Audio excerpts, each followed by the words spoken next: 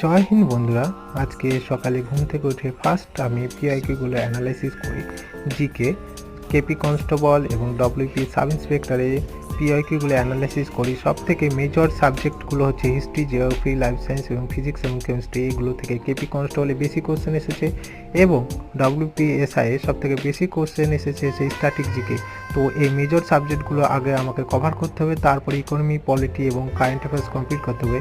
যেহেতু আমি পলিটিটা আগে থেকে পড়ছি, তাই পলিটিটা পুরোটা আজকে রিভিশন করেছি এবং যতগুলো পিআইকিউ আছে পলিটি সেগুলো আমি কভার করেছি, যতগুলো আমার চ্যাপ্টার কমপ্লিট হয়েছে। এরপরে জিওগ্রাফিটা আমি 2 থেকে শুরু করব এবং নীতিশ স্যারের বইয়ে যতগুলো চ্যাপ্টার এই কোশ্চেন আছে সেগুলো আজকে সলভ করব, যতগুলো চ্যাপ্টার হয়েছে। তো বন্ধুরা, ভিডিওটি যদি ভালো লাগে চ্যানেলটি সাবস্ক্রাইব করবে এবং পাশে থাকবে নেক্সট ভিডিওর জন্য। Thank you.